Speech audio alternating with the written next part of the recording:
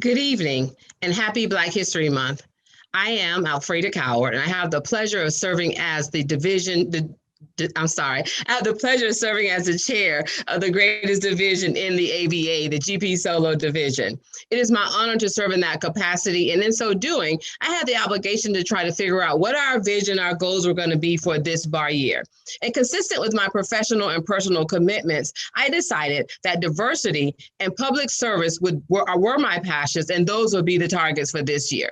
So when I was thinking about what we needed to do with diversity, I was trying to pick someone who I thought who could fulfill the vision and our commitment to those things as a division. And there she was, ready and willing to participate, our own Kelly Adams. Kelly has the pleasure of serving also as a division director for this year. She was involved in diversity throughout her entire time with our division, but she stepped up to the plate when she received that call. Okay, maybe it wasn't exactly a call, maybe I kind of pushed her, but whatever the case, she was happy to come and she was happy to join us. Since then, Kelly has been a champion for the causes. Not only did she give us one program, but she gave us a series of programs, 4 programs. And this one is the 4th of that series, and that is Activate Diversity, Lead by Example. So I'm going to turn it over to Kelly as she welcomes you again and gives you more information about the diversity series and what you can expect from us this evening. So please, if you could, everyone take a moment. I know everybody don't like to be interactive on these Zooms, but you could go to reactions and put a hand clap up for the best division director a person can ever have. Kelly, I welcome you to the screen. Oh my gosh, thank you so much. I'm actually going to wipe the tears. She got me. 4 series in and she got me. I want to first say thank you for that incredible introduction. I also want to take the time, this is our last series, to say thank you to every single person on the diversity board that has helped us with these series. It's been an amazing ride and you put on an incredible program. Right now, though, I would like to take the time because I have the distinct honor of introducing our ABA's president-elect, Reginald Turner. He will share with you a few words of support. Thank you.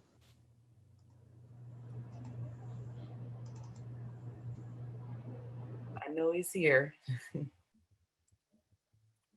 There we are. Thank you, Kelly. I appreciate the introduction, and I appreciate having the opportunity to spend some time with GP Solo and your Lead by Example program. This is the 4th and final event of your series, which began with an equally important focus on making good trouble with your ballot. The title of today's program suggests a wonderful opportunity for us to be leaders and supporters of diversity, equity, and inclusion, an ideal that is not just popular terminology to me, but a lifestyle. I was exposed to diversity among people at a young age, growing up in Detroit, following the riot of 1967. My parents looked for ways to heal our family, and we were enrolled in a program led by an organization called Focus Hope that paired white suburban families with City of Detroit African-American families, Negro families as we were called in those days. And I learned a great deal about diversity through that Focus Hope program.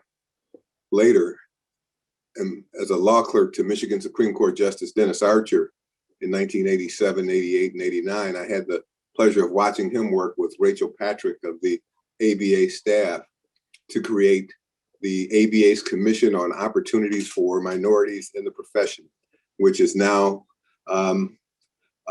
blossomed into the ABA Diversity Center, which many of you know well, and in which many of you have spent time and worked to help move forward the ABA's diversity programs. Goal 3 of the ABA is to eliminate bias and enhance diversity. It is one of only 4 goals of our association. The ABA has redoubled its efforts on this front and charged all of our entities to ensure that DEI is at the forefront of their missions as well.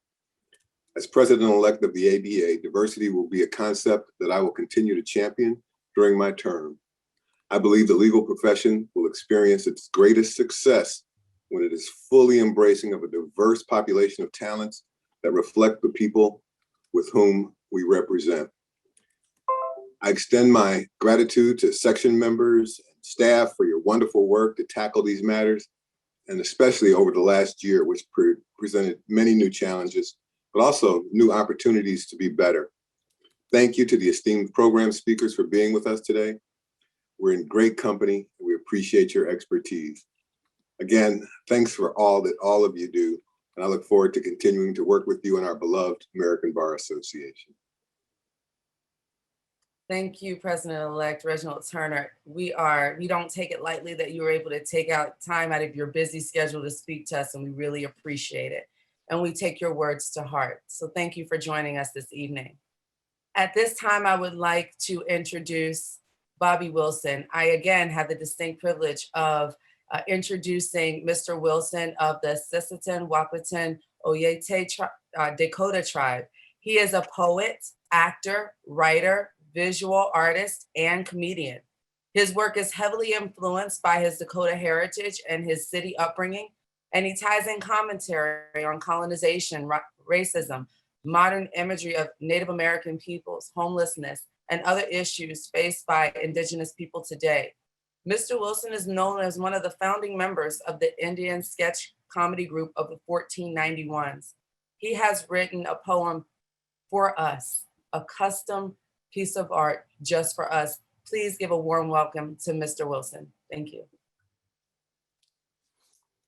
Yay, am I on? I sure am. Just making sure before I say something really profound and then have to repeat it because it won't sound as good if I say it the second time around. Never does. Hello, hi, hey, how are you? Hey, how are you? I'm Bobby Wilson. Sisseton-Wahpeton Dakota. You're welcome. I'm Dakota. Not to be confused with Lakota from the hit documentary Dances with Wolves. But no, the ones who used to be up around the Great Lakes. Keyword used to. I wrote a poem for y'all, and I'm gonna be perfectly 100% honest with you people. Honest Injun. That's my commitment to the life that I live. You know, when I first was asked to do this, I was like, oh yeah, it's for like the law students, this kids out here getting their degrees going in there. And then I signed on to the little check-in last week, and I was like, oh, these are not law students. These are like real deal Holyfields over here. And it filled me with all sorts of feelings about it. I think I made some kind of joke about not having stood before a judge for quite some time. And the last time that I did, it wasn't so great for me. So anyway, I'm sitting, do something. Judge, your honors, your friends, your relatives. No, I'm not trying to be combative. I just, I'm happy to be here. I just, I get nervous before I talk to all you guys because I don't know how you feel about it. I can't hear any applause. I can't hear any laughs or anything like that. But I'm just going to go ahead and do what most Indian men do best, power through a very long speech. So without further ado, I would like to share with you this poetry that I have composed over the last couple of weeks. Hopefully you like it. If you don't tell me. Tell your local representatives. Look at you. Look at you. First day of school, look in your eyes. Finally got a view of that tabletop, did you? Tell me, what color is the runner? Seems like everybody knows everybody up here. So where are you supposed to sit? Maybe just stand. They always play that damn anthem. Pledge allegiance to red and white and blue and all those goody two shoes with their hands on their hearts. Finger snaps for everybody on one knee. Better find your seat. And the ones in the back, well, look at you. Too cool to stand a knee. Believe me, I know the feeling. Exhausted with the team sports. But the bench has been giving me sores. and we're getting too old to do nothing. So look at you. Aspiration made action. And this table is big enough for all of us. Strange about the table, though. It's carved so beautifully. Legs like Roman pillars in their prime. Carved with care and craftsmanship. Took over 500 years to make this thing. Each hand made improvements as they saw fit for their time. Wood made from clear-cut mothers. Gallows from our fathers. Lacquered in afterbirth. There's claw marks underneath. But you know that, don't you? We just want to see the appetizers. But damn, look at you, digging into a hot meal. I'm beaming with pride. No bullshit. I mean it. Sister, mother, uncle, brother. You closed your eyes when you got there. Without fear, though. You knew what was there.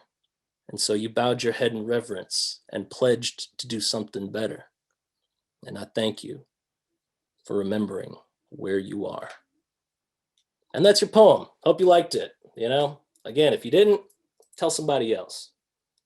I'm not going to look in the chats. I don't read the comments.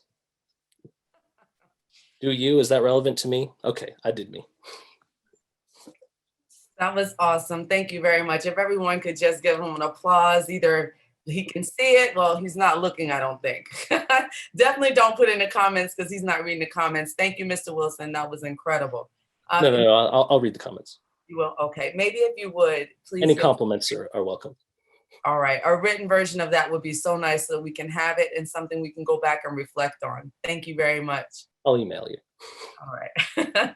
At this time, I would like to introduce to you our moderator of the evening. This young woman is incredible. She is this year's Diversity Fellow. Her name is Janaan Hashim. She is co-founder of Amal Law Group. This law firm is the first US founded law firm by 6 Muslim women, and it was founded in 2007. Her practice areas include civil rights. But before that, before private practice, she was an assistant appellate defender, and she has been rocking it ever since. I would like to say you guys are in for a treat. One of the hardest working women I've ever met. I'm privileged to know. Please welcome Janaan Hashim. Thank you very much, Kelly. I appreciate that. Very kind remarks, especially the young part. Nice to hear that once in a while. I'd also like to start off by thanking the entire committee, the Diversity Board, GP Solo, and of course the ABA for making the Activate Diversity series happen. Since the week before elections through tonight, we have addressed and learned about voting rights, minorities in professional sports, criminal justice reform, and tonight we're going to celebrate as we reflect under the theme Activate Diversity, Lead by Example. Our trailblazing panelists will discuss civil rights, minority communities, and our growing diversity in terms of how far our nation has come since its founding, where we are today, and then looking ahead to how we can make tomorrow a better future, not just in the legal field, but in our own personal circles as well. So before I introduce the panelists, we're going to start off with the first part of a video that we compiled. See, about 6 weeks ago or so, we asked people to send us their clips telling us how they will activate diversity and lead by example. And with well over 24 submissions, we had to split them in half, and we're going to give you the first 4-minute video, and then toward the end, we're going to wrap it up. You can see the rest of their tremendous responses. So let's go ahead and pull up the video and see what we have. Greetings, I'm Alfreda Coward, and I have the pleasure of serving as chair of the GP Solo Division, which happens to be the best division in the American Bar Association. As chair, I identified 2 themes that were important for my administration, and one of those themes is Activate Diversity. Activate Diversity is a 4-part series where we increase awareness on very important topics in our community. As a division, we're committed to celebrating not just the similarities in those things that we have in common, but we also celebrate our differences. On a personal basis, I activate diversity every day by leading by example and serving as a role model. I also have the opportunity, and I continue to serve as a voice for the voiceless. So there are things that we can do as lawyers. There are things that we can do as division members. There are things that we can do as American Bar Association members. And there are things that we can do just in the community to activate diversity. So tell me, what is it that you can do to activate diversity? I'm waiting to hear about it.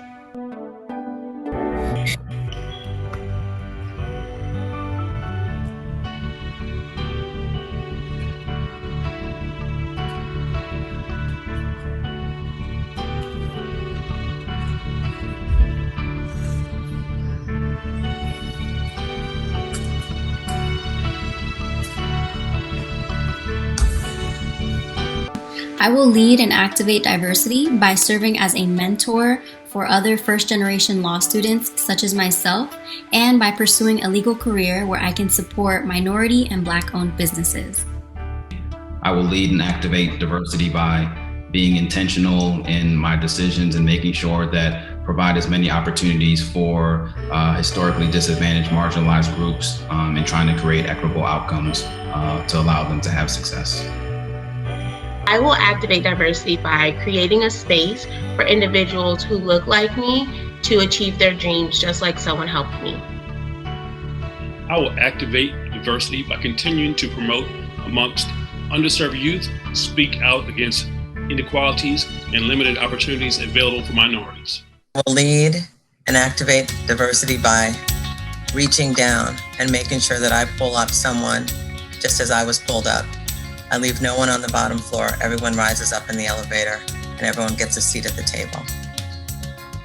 Lead and activate diversity by educating as many of these law students that I teach here and others that I come into contact with on social media about the history of Blacks and brown people in our legal system, about some of the amazing things that we've been able to do, and why it is that future brown and Black men and women can become successful attorneys and judges. Lead and activate diversity by mentoring the next generation, by enforcing and developing civil rights law, and working towards an inclusive democracy in our country, and reminding folks that when you have challenges, work towards overcoming them, because as Cesar Chavez said, once social change begins, it cannot be undone. I will lead and activate diversity by continuing to reach out to my Native communities as well as local communities and participate in grassroots organizations and projects that help increase enfranchisement of disenfranchised persons. I will lead and activate diversity by increasing the pipeline of diverse attorneys, staffing diverse attorneys on my matters, and making sure that I have a diverse legal team in-house.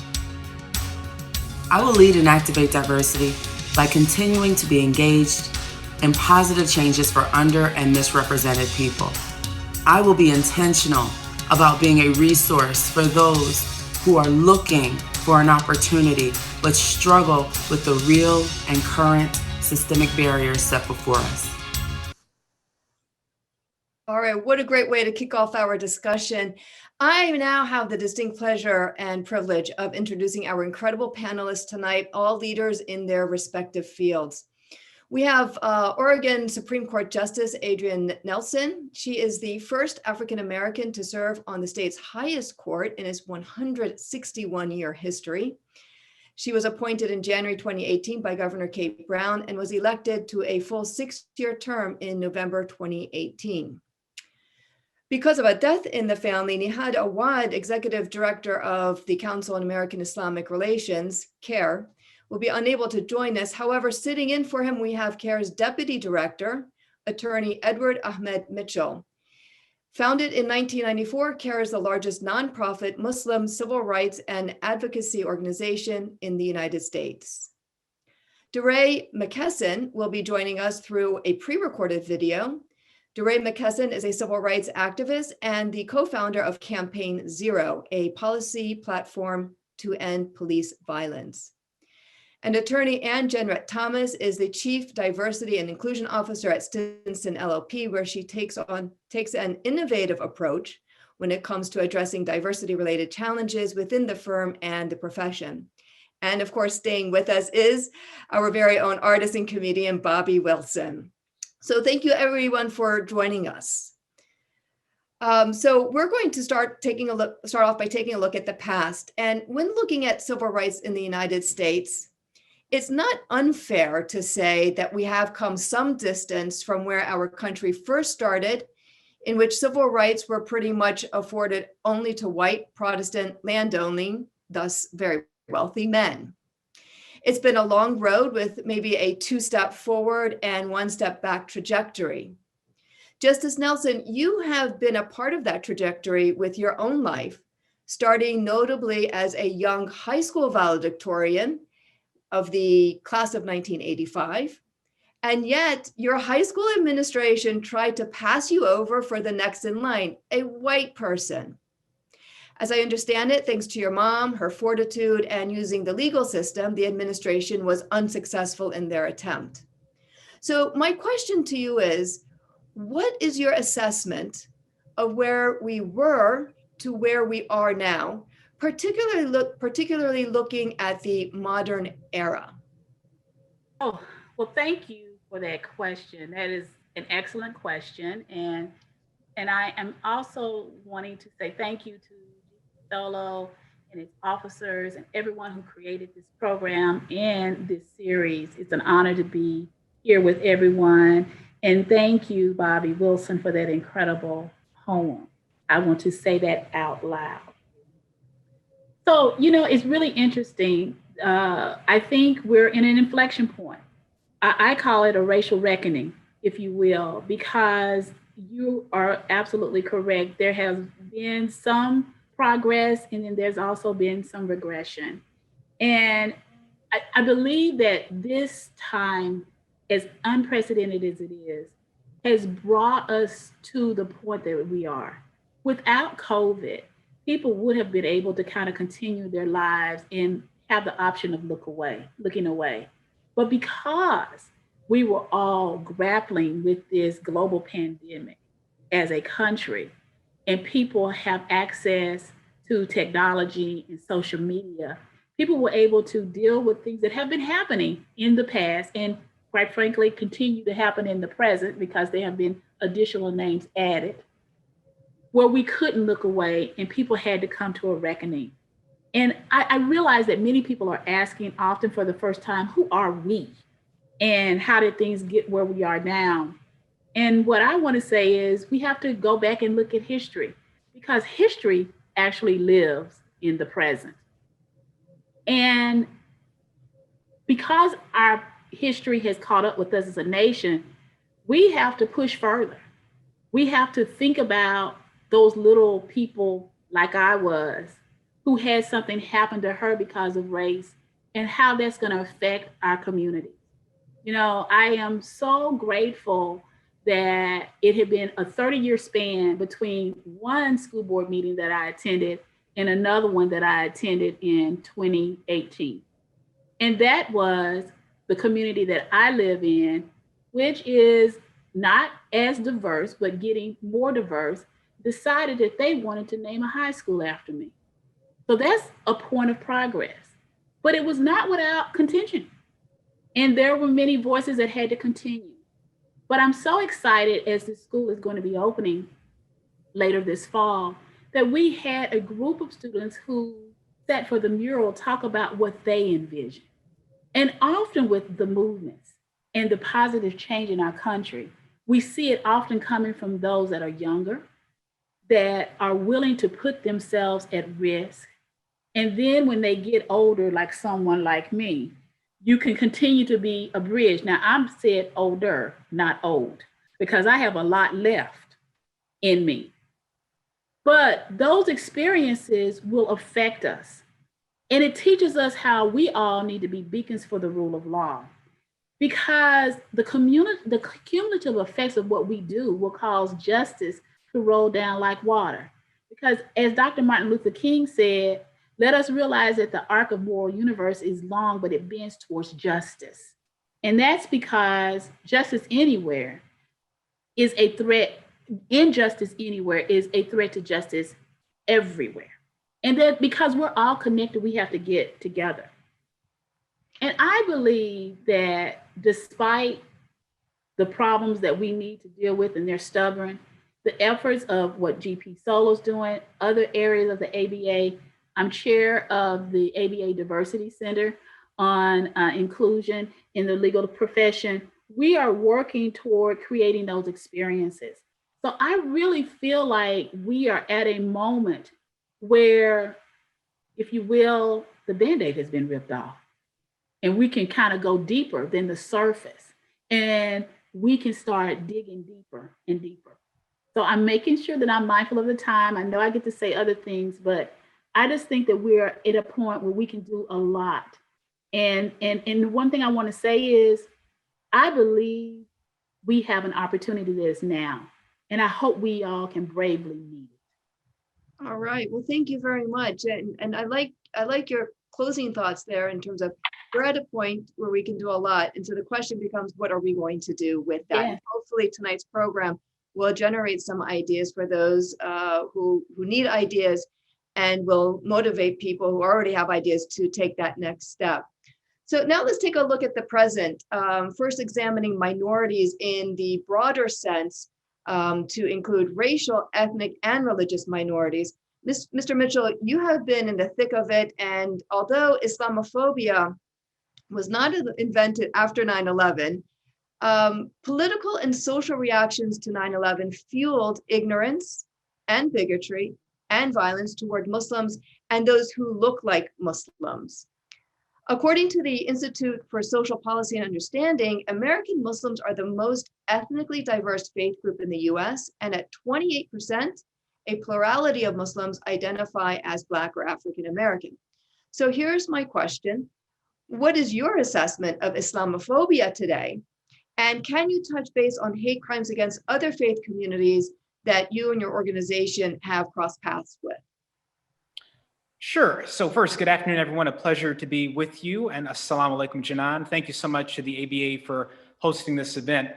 So let me start by noting that, as Janaan mentioned, I'm the Deputy Director of CARE National. I'm also a civil rights attorney by training, and CARE is our nation's largest Muslim civil rights organization. Our main focus, our bread and butter, is countering anti-Muslim bigotry in both the court of law and the court of public opinion.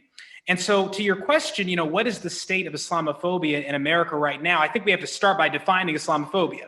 And there are many definitions, but the one we use most often is simply anti-Muslim bigotry, whether that manifests itself in discrimination or hate crime or simply an ugly look, just bigotry against a Muslim simply because they're a Muslim. And so in that way, it's similar to anti-Semitism or racism and irrational prejudice towards an entire group of people simply because of their identity.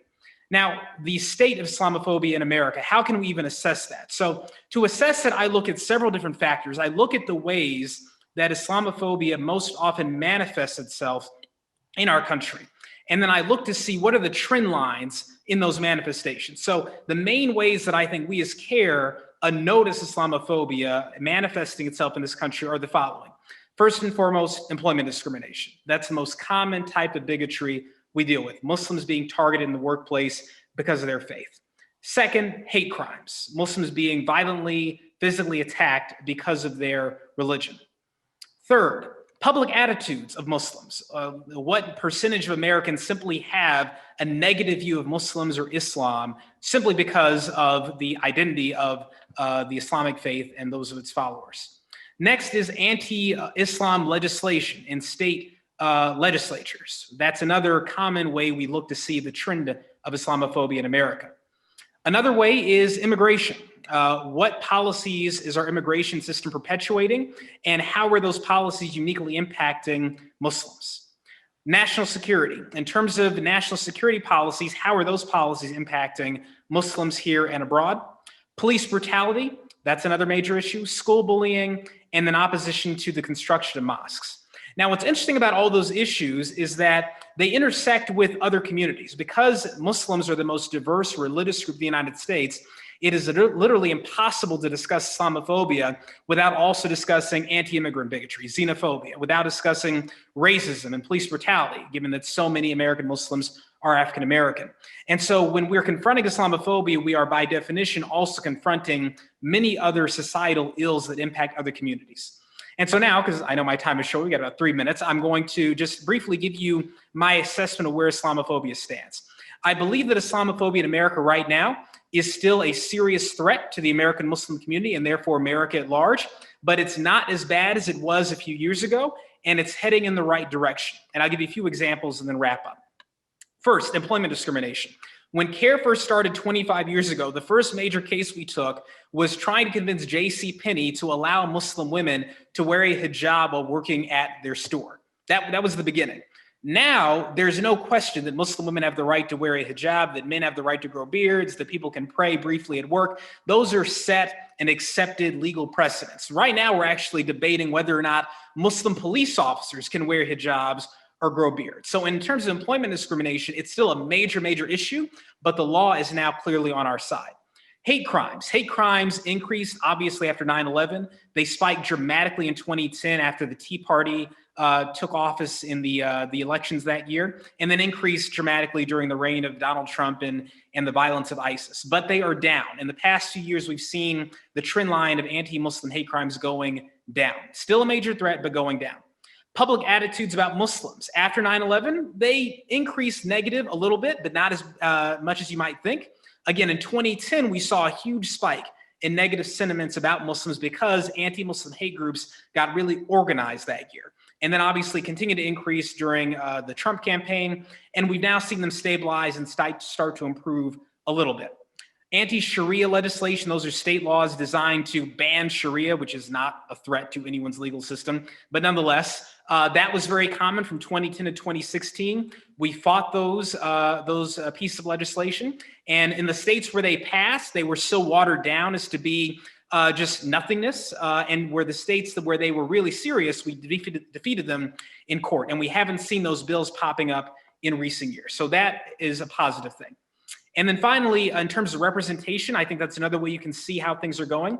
Muslims are much more well represented in Hollywood, in political office, in the media. That's a positive trend line. In terms of police brutality, that is still a very significant threat to African Americans, including African American Muslims. We recently saw a Muslim woman shot and killed in Georgia while wearing a hijab. We saw a Muslim man in Arizona strangled to death in a situation very similar to George Floyd. The man called out to Allah, to God, for help, and the police said, Allah can't help you now, and killed him. So police brutality, a major issue. Mosque projects, that's another area where we've seen a lot of positive improvement in Muslims being able to build houses of worship. Immigration, national security, those things have really not improved. The Muslim ban is gone, but there are so many systemic problems in the immigration system, the national security state that negatively impact Muslims. The terrorist watch list, the no-fly list, FBI entrapment, those are all major and persistent issues. So I've gone a little over time, so I'm going to wrap up and just say there are many issues still persisting, but Islamophobia, we believe, is going in the right direction, but it's going to take a lot more work. And to succeed in defeating Islamophobia, we've got to make sure we are approaching in a holistic way, also addressing all the other issues that intersect with Islamophobia. Our goal is not to erase it. Our goal is to reduce it from a mortal threat to an annoying nuisance, God willing. Annoying nuisance. I like that because, you know, with nuisances, you can just kind of swat them away. So thank you very much for that assessment. I appreciate in that overview. We're going to now take a look at a recorded interview that I had earlier this week with civil rights activist DeRay Mckesson. Thank you, DeRay Mckesson, for taking the time to join us. I appreciate it. It's so good to be here. All right. So I would like to start off with giving our attendees who might not know much about you and the work that you do, a bit of background as to your work as a civil rights activist. In your book, Other Side of Freedom, The Case for Hope, you describe one of the moments in your life where, to use your words, death felt near. This was in 2014. Ferguson seems like decades ago. Can you describe, though, what happened at the St. Louis Metropolitan Police Department headquarters? Yeah, so we sat in, we did a sit-in, and it was organized by an incredible set of organizers. It was like probably 15 of us who were inside the police department, and we just sat in, and the police had never seen anything like it. It's the first sit-in in a police department that we had seen. And the police, as you can imagine, were very upset with us, but it was a police department, right? So it's cameras everywhere. Like they know they can't like hit us because there's no way that there's not a camera in the police department lobby. So what they do is that they drag us out of the building by our ankles. So like I get literally like an officer comes up to me and just drags me out. And I'll never forget, like, that moment was just so wild. Like I think she dragged me, but before there was this officer who just stood over me with her hand on her taser and her gun. And it was just like, well, this is not it, like it was just rough. And in your book, you stated that when this happens, I mean, you see an officer with a hand on a taser and then to the gun, that's it must be very shocking. Everything, so much is going through your mind. And you said that it leads to the why of what you do and is it worth the cost? So can you share with us your answer to the why of what you do and how it is worth the cost? Because I assume that it is because you're still doing it. Yeah, I look up and one of the most important things I've ever done was I taught 6th grade math. And I think about all of the 11-year-olds that I taught and their families and the world they live in. And I just know that they deserve a better world than the one that they grew up in, that like, it's not their fault why the outcomes are like this. And when I think about my why, it's always rooted in like, I know this isn't the best version of the world. And I know that the only way that we'll get it is if we fight for it and bring it to be ourselves. And that keeps me grounded. Like that keeps me hopeful. Those moments, though, when you're like, this might be the end, this is hard, or this might be really bad. Like those are the moments when you really are like, do I believe? And it's like, I do. And I'm on the fight. I want to go to the end for the things I believe in. And like those moments really made me recommit. Okay, so let's go ahead and shift gears and look at the work that you do, that you're committed to, and Campaign Zero as well. You co-founded Campaign Zero. This is an organization that provides a comprehensive package of policy solutions aimed toward changing for the better the way police serve our communities. And importantly, these solutions are informed by data, research, and human rights principles. Campaign Zero lists 9 policy areas. It identifies their problems and provides practical solutions, including samples of local and state laws, which I think are very, very useful. Now, as much as I'd like to go through all 9, our time is limited. So let's just go ahead and start with excessive force, because despite the hundreds of lives taken by the police, a disproportionate majority of those lives being people of color, it wasn't until last year when it was caught on camera, the death and dying words of George Floyd, in which much of not just the United States, but the world came together in protest of what they saw. So Campaign Zero advocates for police to have the skills and cultural competence to protect and serve our communities without killing people. What are the policy solutions that Campaign Zero offers to minimize excessive force while keeping officers safe? We have a delicate balance here, but it's a reasonable interest that we have on both sides. Yeah, so to be clear, we don't do anything about officer safety or cultural competency. There's no data to suggest that the police aren't safe. The police are probably the safest people. Police aren't being attacked. The number one cause of death by police is actually COVID right now. But other than that is death by suicide. So there's a myth, and we don't participate in perpetuating the myth of officer safety because it's not a thing.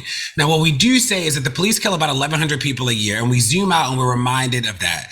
So when we look at the data, the highest number of convictions ever for police officers who kill is 11 officers. That is the highest ever.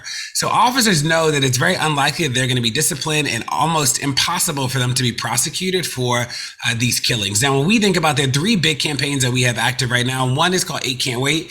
It's about use of force, policies and laws all across the country. So things that are basic, common sense, just not commonplace. Things like no chokeholds and strangleholds, requiring officers to report every time they point their weapon at somebody, no shooting into moving vehicles, de-escalation is required. So those things are really important. The second campaign we have is around police union contracts. We maintain the only database of police union contracts in the United States, an officer bill of rights. So there are these laws and policies that protect the police from discipline, oversight, accountability, or provide money for when they engage in wrongdoing. So we track that, and that's a big deal. And then we have a campaign that was inspired by Breonna Taylor that is about ending no-knock raids across the country. So we are focused on that. And like those 3 campaigns are the campaigns that we have active right now. But we support legislators all across the country and activists who are working on any type of legislation regarding policing?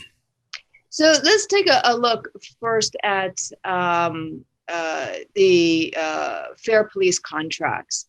When you look at what's posted on your website as to the law enforcement officers' Bill of Rights, you take a big look at the big picture. There's protection. I mean, a union is there to protect its own people and so forth.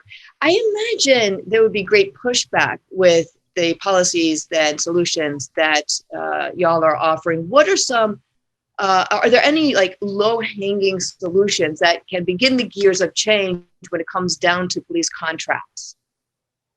Yeah, so all of these things we would say are low-hanging. All these things are really basic. So when you look at protections for the police, there are places like Columbus. In Columbus, the contract says that you have to file a complaint against an officer within 60 days of the alleged event.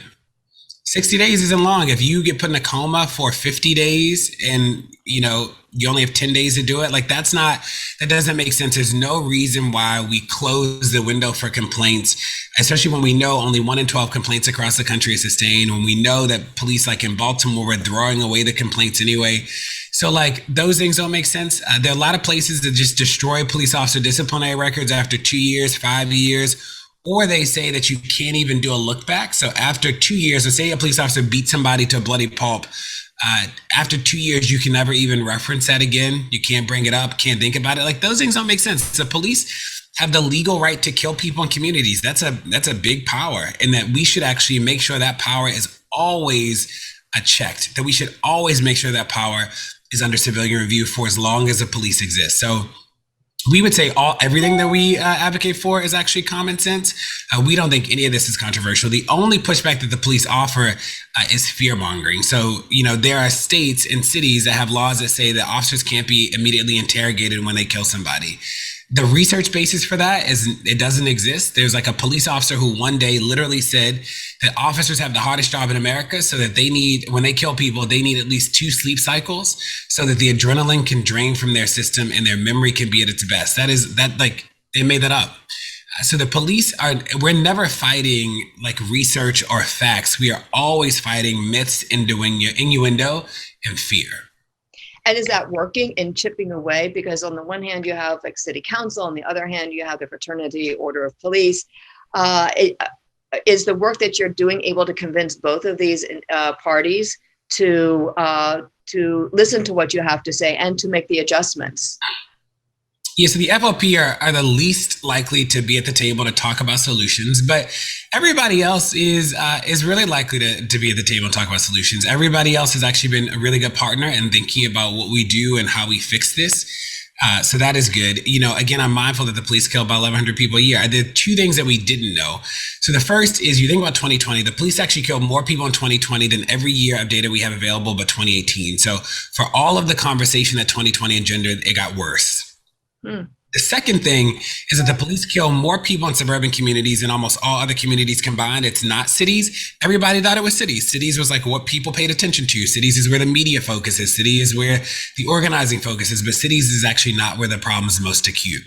So some of this is you don't need to be a genius to say that you got to do the work where the problem is. And I think that for so many, for a long time, that actually hasn't been the case. We all thought it was cities because that's what the media narrative has been. And it's not cities. It's actually suburban and rural communities that it's increasing, but suburban communities where it's most acute. Is there, the social scientists said why it's the suburbs and not the cities? I mean, you explained why we think it's the cities, and it makes sense. If the media is portraying it, if pop culture is portraying it, that's what we're going to think it is, whether it's correct or not. But is there a reason why it's the suburbs and not the cities? We don't know. No, we don't know. We just realized it was cities in February of 2020. So it's a pretty new analysis that we did. And it was just a hunch to check and be just to figure out what the trends were looking like. And then it was oh, snap, it's actually not, this is the suburbs, it's not the cities. Okay, fair enough. So let's take a look at the broken window policing. That's another policy area that is that y'all have posted. This is an area, as I understand, that affects mostly people of color neighborhoods. Can you explain for our attendees, really in a nutshell, what this is, and then we'll talk about the solutions that y'all are offering. Yeah, so we don't have a campaign around this right now, but this is this idea that in almost every place across the country, the highest percentage of arrests is for low-level arrests. That people think that the highest percentage of arrests is for violent crime. Like that's, when you ask people, that's what people believe, but it's not true. Nationally, only 5% of arrests are for violent crime. And this is a campaign that reminds people that people believe that low-level arrest is the way that you keep communities safe. Like that's what Broken Windows essentially says. And we don't believe that. We don't have an active campaign about this. This is just something that we know is wrong and that we want to highlight. Fair enough. And within that, there's the mention of stop and frisk, which takes any lawyer back to their first year of law school and the rules of that surround stop and frisk and how it came about. Stop and frisk combined with racial profiling is what is highlighted. And on the one hand, the U.S. Supreme Court has said that profiling is not prohibited, is not unlawful per se. And yet, New York and California and even the U.S. Congress have introduced bills to make the profiling unlawful. Do you know, or can you talk about the common arguments that opponents would have to such a bill, and how would you counter those arguments? Yeah, like I said, I'd love to talk about another project where we have a campaign around. This is, and the only reason I say that is I will push and say that so much of the social justice space focuses on the problem. So we sort of, it's like an echo about how we sort of echo all the things that we already know, as opposed to talking about what the solutions are at the structural level. We spend almost all of our time focused on the solution space, and we don't have an active campaign about ending low-level arrests. The solutions about how to do this is a little more complicated than has entered into the public space. So there are things that we can do around diversion. There are really cool ways that we can expunge things. So we can make things, instead of misdemeanors, we can make them citations only, right? So like there are hosts of things that we can do to keep people out of the carceral space while also making sure that public safety is key. I think that the only thing I'd add around low-level arrests is that when we look at the data all across the country, in almost every single city and town, the majority of arrests are for low-level things and not for violence. A reminder that we can do diversion, that there are a host of things that we can do that are not incarceration. When we think again about the biggest levers, we think about accountability, which is around contracts. We think about use of force, which is around that whole bucket around force. And then we're doing something around no-knocks, which is around the demilitarization bucket. So let's take a quick look at demilitarization. What is that campaign focusing on? So there are a lot of components to demil, but when we think about the most popular, it's like it's the federal program that gives police departments money. So, we're interested in that, but we also know that there are a lot of police departments that buy these weapons on their own.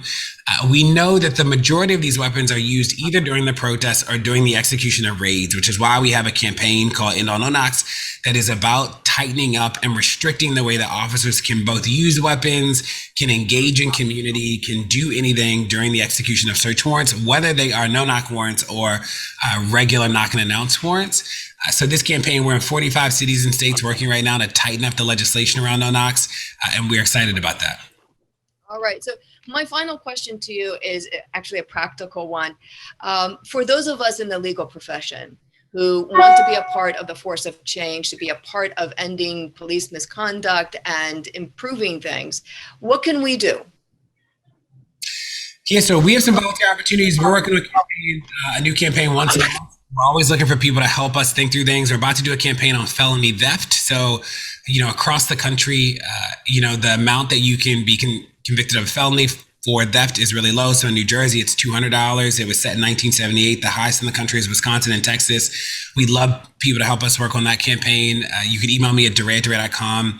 We're also interested in pay to stay. So every state charges room and board for people who are incarcerated.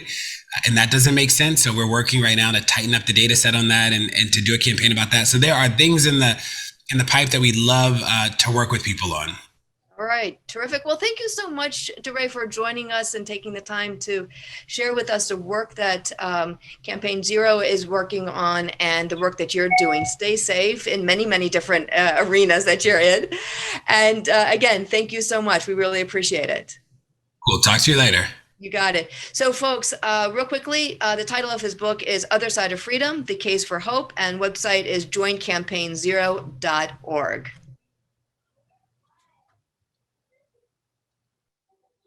All right.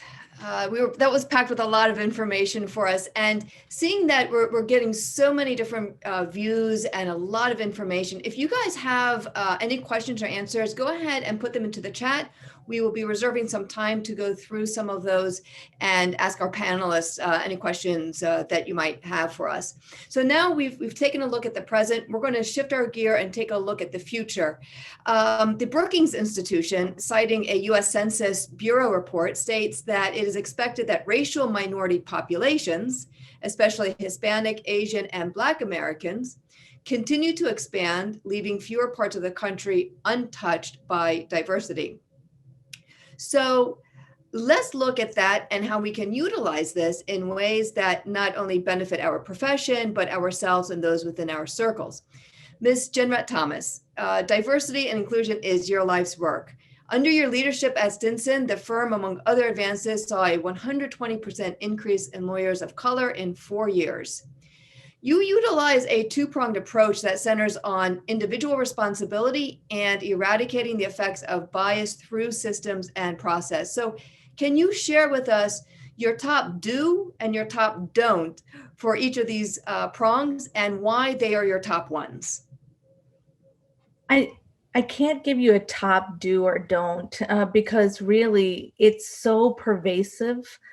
Given the history that Justice Nelson had indicated, that is baked throughout the entirety of our profession. You know, from the laws to how our different organizations are structured to how people can advance in the ranks. But what I can share with you is that because this is about leading by example and activating diversity, there is a place for each of you to make a change. So when we're looking at disrupting bias or disrupting the system to make it more inclusive, I want you to look at it from 4 different lenses and realize where you personally can, make an impact.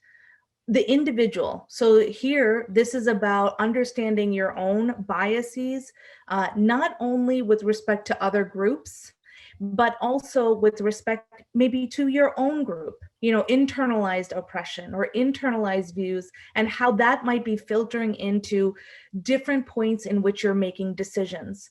So for example, a lot of people are not necessarily aware of how they might clench up if they see somebody that looks suspicious or whatever suspicious means to them, but there's just different places where you can really start to become aware. So a good place is to start by taking the implicit association test. If you Google it, these are by Project, they're by Project Implicit out in Harvard University, but it will give you a sense based on your physiological reactions, whether or not your body is unveiling a particular bias that you might have. And it's not a place for you to go into judgment about yourself, but it really is a place for you to say, oh, how can I improve in this area?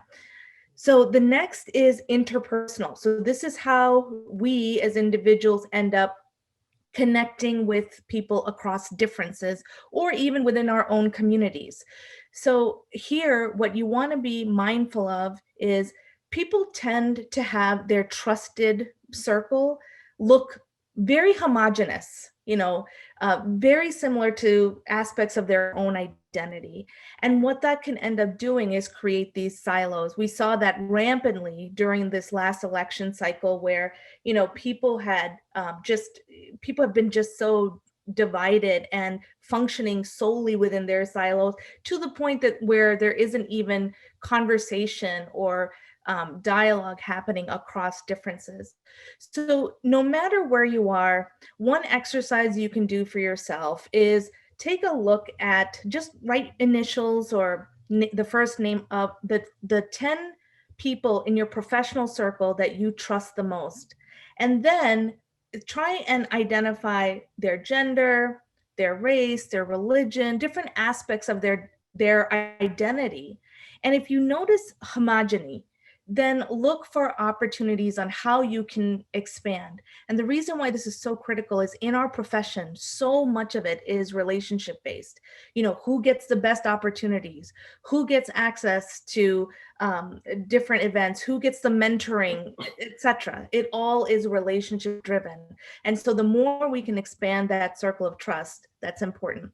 And to check yourself if you are setting an unfair bar when you're dealing with people of your own identity. So sometimes we've seen this where we're like, okay, I had to struggle to get to this level. Why can't you just, follow in the same footsteps, do the same kind of work so that you too can succeed like I did? So just be mindful of that. But this is the interpersonal. The third element, and these last two are both the elements of systemic bias. One is in your organization. So this is the third element. No matter what organization you are in, bias is baked in. So it's baked into policies, practices, and the norms of what that institution does. And so what you want to do is look for, where are we seeing a disparate outcome? Where are some groups just seem to get it and it's easy and it's no problem, and other groups it's a struggle, or we don't see enough of them? And that is pointing to you in terms of areas for potential change. So an example of that is, I am in big law, so some of you might be familiar with it, but in order to get assignments, it's essentially a free market system. And so typically a partner, and most partners in big law tend to be, white men who have a large book of business. They are the ones who assign who gets the work. Well, affinity bias can really create a disparate outcome for people who are people of color or women or LGBTQ or any other underrepresented group. The fourth element of another element of systemic bias is across institutions. So the media impacts our laws and what gets enacted. Our laws impact our judiciary, our, within the legal profession, how prosecutors and defense counsel interact, have an impact.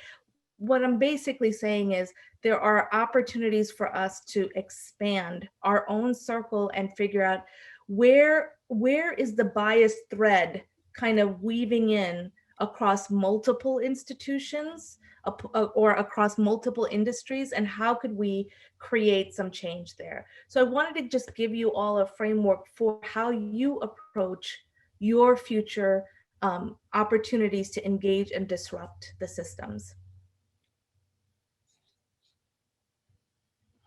You're muted.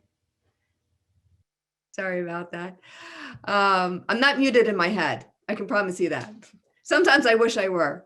But thank you very much for providing that summary and helping us think about what we can do internally and externally in making ourselves better people. And for that matter, our law firms. I'm going to keep the floor open for people to send us some questions. I'm going to ask our panelists as a group a couple of questions. In reviewing this week's headlines here in the Midwest, I'm in Chicago. We see that the Illinois governor signed a criminal justice reform bill that included many things that last summer's protesters were calling for, such like things like eliminating cash bail, requiring all police to wear body cameras, and so forth. Kenosha, Wisconsin's Carthage College retired their mascot, Red Men and Lady Reds, which seems to be a trend in high schools and universities across the US, just as Valparaiso University in Indiana announced that they are abandoning their mascot, the Crusaders, because of associations to religious oppression, violence, and hate groups. So here's my question to the group. Are the wheels of change actually moving? And if so, does this mark the progress of a maturing society, to use Justice Earl Warren's words? Or is it more of a knee-jerk reaction, here today, likely scaled back, watered down tomorrow, maybe gone altogether?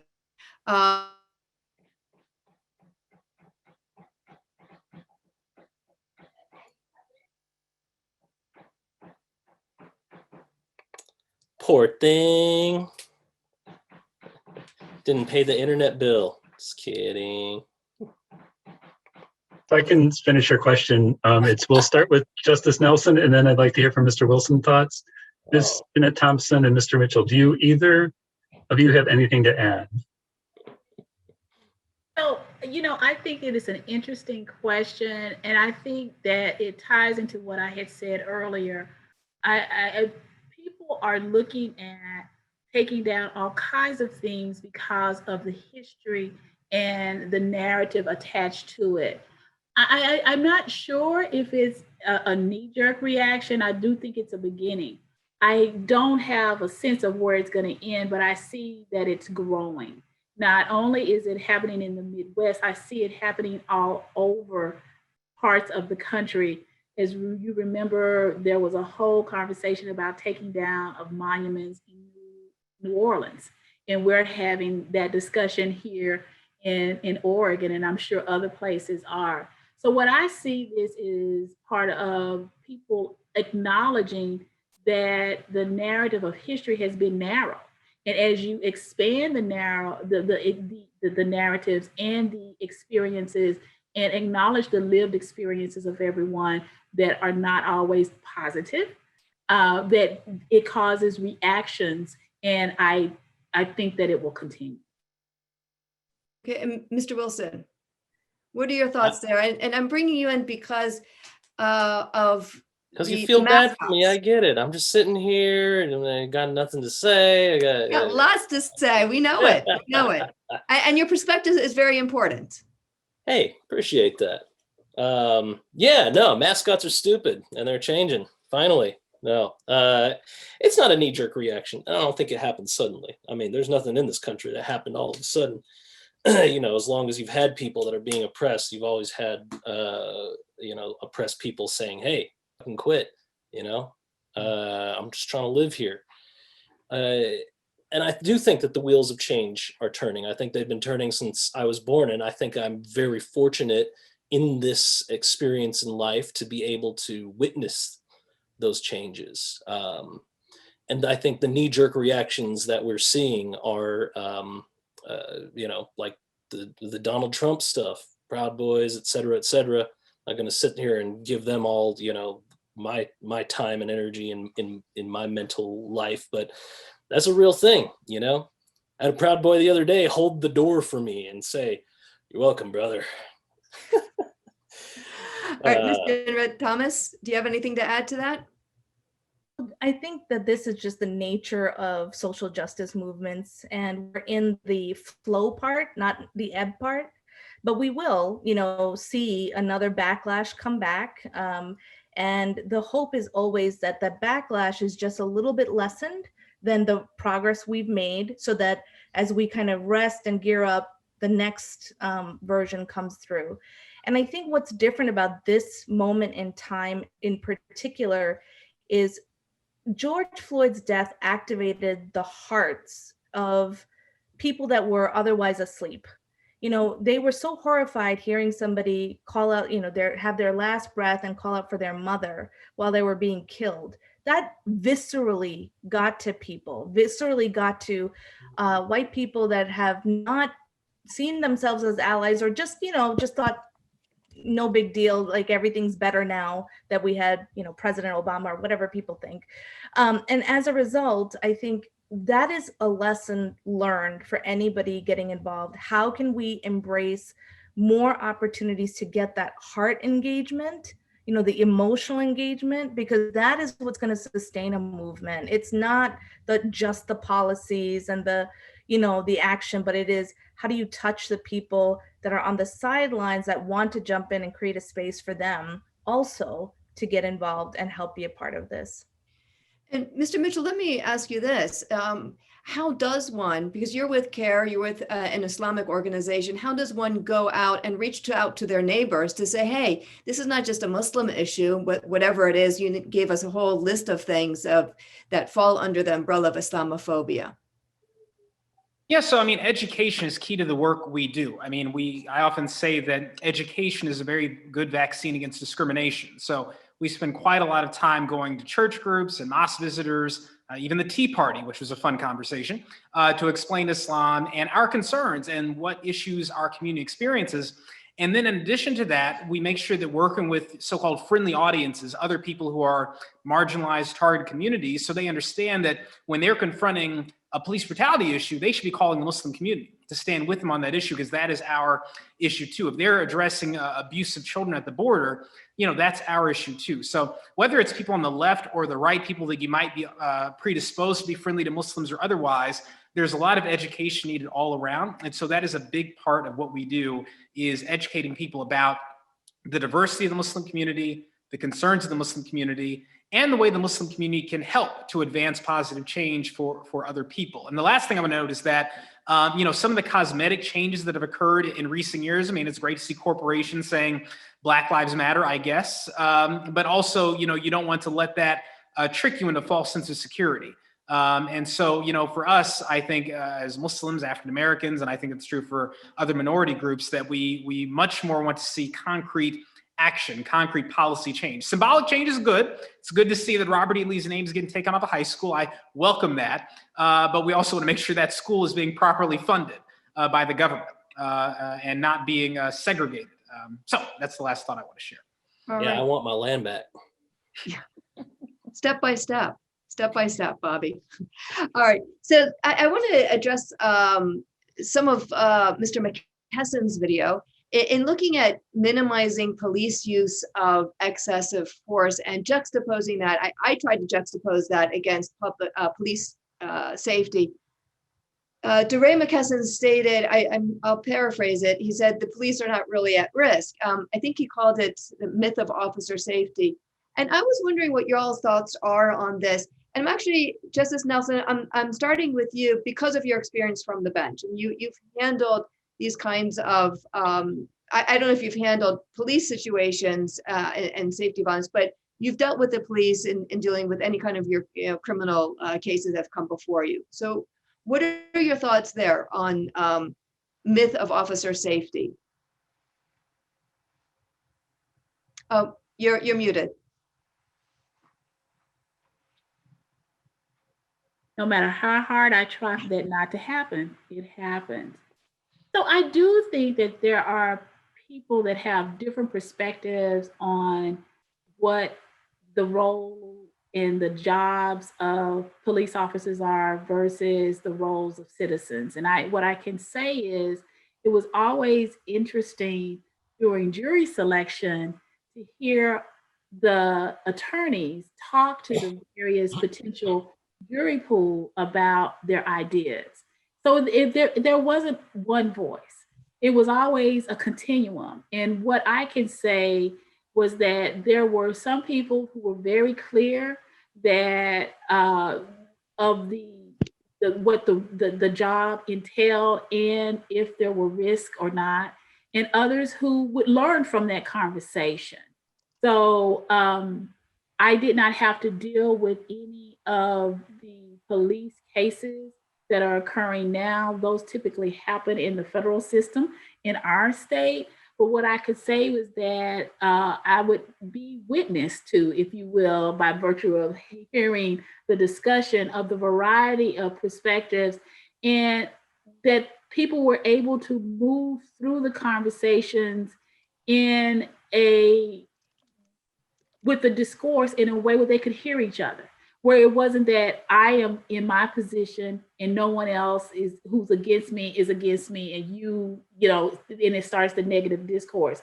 There was an ability to come to a point where then we'll see as we continue to move forward. Does anybody have anything to build on this? Because Kelly, my boss, wants to ask a question and chime in. So Mr. Mitchell, Ms. Jenrette-Thomas, Mr. Wilson, do any of you guys want to build on that, or should we just go ahead and see what Kelly has to say? No, we're good. The justice said it well. Okay, Kelly. I actually want to build on that. I realize that the purpose of this forum is to figure out how we can lead by example and do something different to activate a real change. And so when I was listening to Mr. McKesson, what it sounded like is that we're going to disregard police safety or the issue of it, the existence or non-existence of it, and only deal with police brutality. And I wonder if that is now doing the same thing that maybe the opposition was saying, where there is no police brutality, we only have to take care of our officers. So we need a meeting of a mind somewhere. There is a legitimate threat out there to some police officers. Whether it is as real as police brutality is not really the issue, I think, and I'm wondering from the panelists, is that the only way that we're really going to be able to facilitate change if we both accept that we have a police brutality issue and we have a threat that police officers feel is real and existing? So what I'm going to do is let the other panelists answer that question since I answered the last two. That way we'll give more time. Hi. So I work predominantly in media. I'm a television writer by trade. So I write on a lot of different shows, mostly comedies and theater and stuff like that. But a lot of my background before that professionally was in marketing and advertising. And I think that there's a direct, you know, there's a line in my poem that I talk about how I'm tired of the team sports. And I think a lot of people are. But the nature of the world that we live in is that you have red and blue, and it's really easy to market to those things. And so, you know, what you're asking about is like, how do we find a balance between the two things? Because yes, absolutely, cops, they're out there and they have risks that are very real. You know, people do actually want to, you know, target them for various reasons to harm them. But we also have, as we heard in the video, and as we all, I hope, know, police who wield an insane amount of power in this society, and are a lot of the things that we see and end up being brutality, you know, a really terrible use of that power that they're given. And we see very little consequences for the abuse of that power. I guess to come to that kind of middle ground, I think you just need to give more of the police brutality realization to people to kind of accept that. Because I mean, like, if you're going to advertise what it is that you want to get across, and that is like, hello, white America, police are killing people who don't look like you, who actually look like me, and who look like, you know, they're killing people from other communities at alarming rates, and they have no consequences for it. I think it was, what did I hear? That, you know, it takes a cop two nights to get over it, 2 nights sleep to get over it. That's a crazy thing to hear. And that's a crazy thing that I guess we have to accept. Sorry, my daughter just walked in and smiled at me real big. It's okay, we're a family-friendly webinar. And if she would like to chime in, why not? You know, she'd like to chime in, that'd be great. But, you know, I think we'll get there. I think we'll get there at a certain point, or we'll have like a civil war and everything will be terrible. But, you know, hopefully not, because I do have shows to write and I have a daughter to raise, and I would love for her to experience a lot of the cool stuff that I've gotten to see. And furthermore, I would really like for her to experience maybe at least a taste of a society where she doesn't actually have to worry about disappearing because she's an Indigenous woman, have to worry about whether or not she should call us because the cops have stopped her. You know, they're like, she shouldn't be afraid of those things. No human being should be afraid of those things. But right now, if you're not afraid of those things, then, you know, maybe it's time to wise up. Yeah. Well said. Very well said. Ms. Jenrette-Thomas, Mr. Mitchell, would you like to add to those thoughts? We do have one question from one of our listeners. Attendees. I can ask that question unless you guys have something to build upon what Mr. Wilson had said. Well, I was just going to say that I do think that not just with respect to this issue of police, but I think in general, we need to be much more gray and nuanced in our discussions and dialogue, because right now we are as a society, just dumbing things down to the most basic and continuing to just cater to the people that already believe in a particular way. And we're not going to find a middle if we continue down this path where one group has one set of truths and another group has an entirely different set of truths. Okay. Mr. Mitchell, would you like to build on that, or you can answer this, be the first one to answer the next question? Up to you. No, go to the next one. And I'll note, since you said it's a family-friendly event, I go ahead and I wouldn't turn my camera back on. We have a guest visitor here who's also, inshallah, God willing, going to be working on these issues one day. Wonderful. But no, you can go to the next question. Look at him. No, we want to adore. This is your son? This is my son, yes. We want to adore your son, so that's why we have so much. We have so much to motivate us to make the next generation. You know, the next generation is just motivating me right here. Just with Mr. Wilson talking about his daughter, with you bringing your son on. I'm diverting. Okay, so let's go to this question from John Greachin. I believe that's how you pronounce his name. Is there any momentum to anybody have any knowledge about that? You cut out quite a bit, but let me go in there and say, is there any momentum to develop more and more effective non-lethal weapons? Well said. Thank you. You got my back, man. You and me. Jump in on that briefly. The issue of using non-lethal force, from a layman's perspective, makes sense, right? People will be less likely to be killed by the police. The police are using non-lethal objects. But part of the problem you've seen is that you've got people who are still killed by the police, not by guns, by being over-tased, being injected with ketamine, having a knee put on your neck, chokeholds, being beaten. So non-lethal force, while yes, it's not a bad idea, it's not going to solve the problem. And then the other issue is escalation. For example, if you're using non-lethal items that are nonetheless very harmful on mentally ill people, that's likely to escalate the situation to more violence. On protesters, peaceful protesters, that also is a horrible thing. So, non-lethal weapons are not going to solve the issue. They've got plenty of non-lethal weapons. They've got tear gas and stun grenades and rubber bullets and all that stuff. But that is not going to solve the problem, is what I want to emphasize. Okay, so I'm looking at the clock. We have about 12 minutes left, and we have a little bit more to do before we let everybody go. We have had an incredible and immense conversation with our trailblazing panelists. We'll now share, well, wait a minute, I just got a question in. We'll go with it if we can keep a tight answer, because we do have a little bit of wiggle room. This is from Demetrius Perez. Is there any consideration for how to change systemic racism in the military? I'm an Air Force veteran, and I saw too many of my fellow airmen experience some form of discrimination. In my experience, the military is inherently racist and sows that racism through the disparate treatment of its members. How can we solve this issue? Who would like to tap into that? I'll talk about it. So there is some activity being started in the military with respect to diversity, equity, and inclusion. So I would probably start through those channels, since the military is very hierarchical in its approach to channels.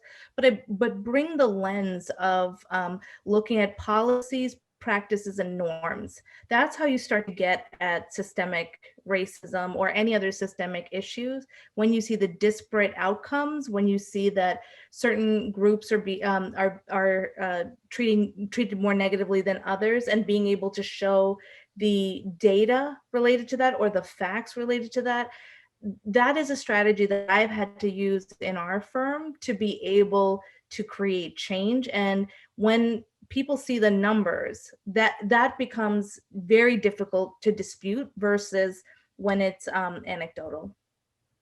Okay. Would anybody like to build on that, or we're good to go for the next step as we wrap things up?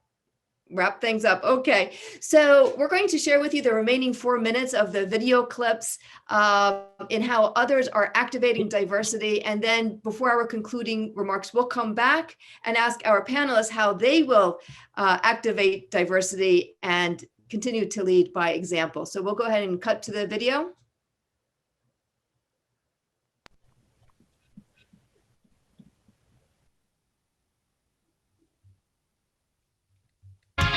I will activate diversity by having the difficult, messy, but necessary conversations to advance the work of DEI, as well as raising awareness of the missing but necessary conversations required to advance the work of DEI. I will activate diversity by sharing my story and listening to the story of others.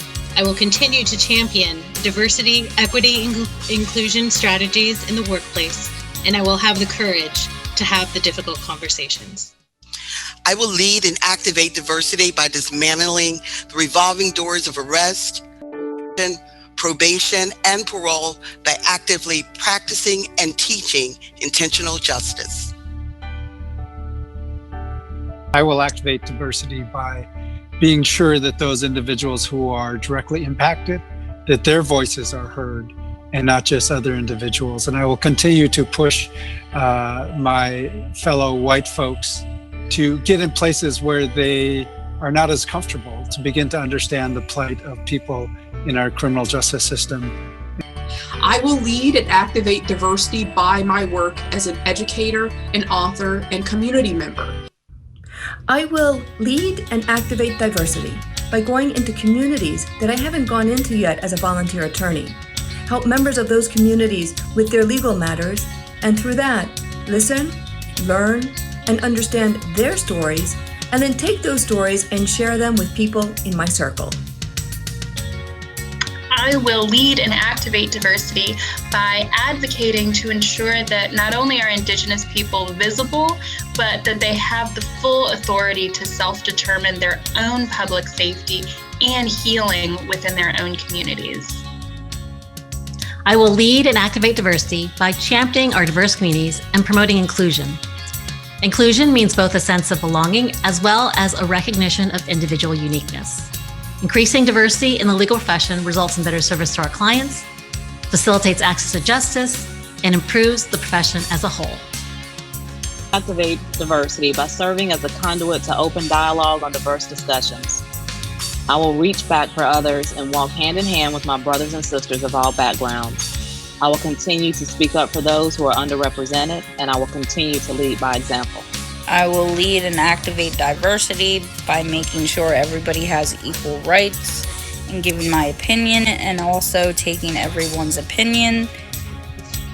As a Black woman, I am activating diversity by serving as a public policy professional and counsel, challenging the criminal legal system, which disproportionately impacts Black and brown people, people who look like me.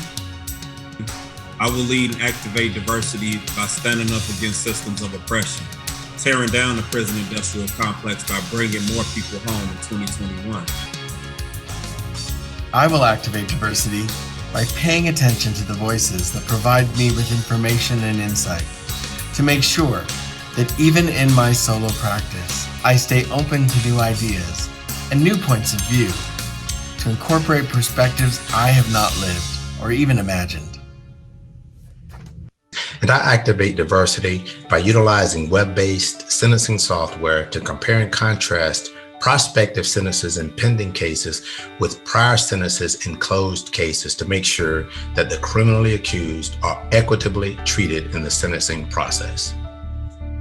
I am proud to lead and activate diversity through my service as a legislator.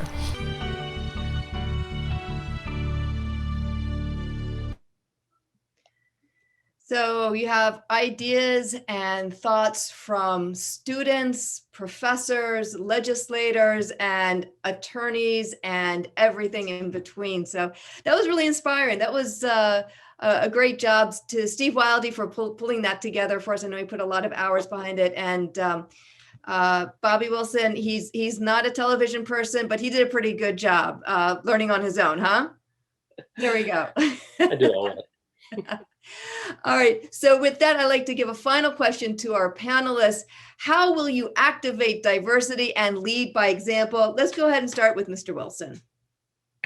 I will activate diversity and lead by example by continuing to push for positive representation in Hollywood. And I don't just mean on screen, I mean behind the cameras, I mean in the writers' rooms, I mean, right down to hair and makeup.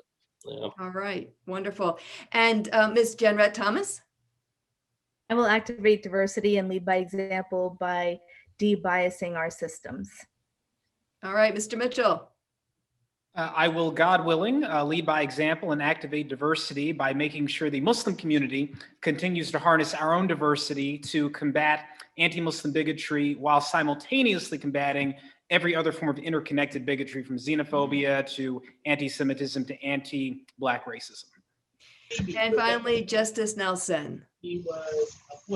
I will activate diversity, for example, by bringing my whole self to all of the conversations that I have, both in my role as a justice and as a citizen. I stand in my authenticity and celebrate and honor the lived experiences of others, and make sure that we make room for all of those voices to be heard so that we can make sure that our country lives up to its promises. All right. On that note, to each of our panelists, I thank you so much for being a part of this program, for sharing your thoughts, your wisdom, your ideas, and for motivating us to activate diversity and lead by example.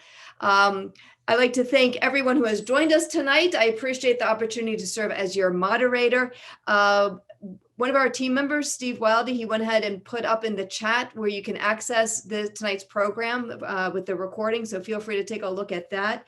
And Steve Wildy and Sherry Nepal, they're everything behind the scenes. Thank you so much for what you guys have done, as well as I'm trying to think off the top of my head some of the other people. I am so sorry. Forgive me for forgetting your names. I think there's Kimberly Cochin. Am I saying your name right? And you know what, Kelly, you can fill in with everybody else who I just, either botched up their names or didn't. So Kelly, you're a chairwoman. I'm going to hand things back to you. Thank you, everyone. Have a great night. Well, thank you, Janaan. Outstanding job. Thank you, panelists. We really appreciate your time. And I'm not only going to take about a minute. I want to acknowledge the chairwoman, and that is Madam Chair Alfreda Coward. She said a lot about me, but she has been phenomenal this entire year. She has pushed us. She has supported us. She has not given up at all. She's been to our meetings. She's been very engaged. And so I would like to say thank you, Madam Chair Alfreda Coward. You are phenomenal. And we all are looking to try to walk a little bit in your shoes. Maybe not fill them, but just walk a little bit in them. That's a big role, and you've done an amazing job. I also want to thank all of you for joining us. I know that some of you, this is your first time. A lot of you, this is your second, third, and fourth time. Thank you for joining us on this journey. We could not have done it without your participation, and we truly, truly appreciate it. There are 1,000 things I want to say, and none of it I am remembering. But there is one thing that I do want you to know for sure. The purpose of this entire series was not just to educate you, but it was to activate you.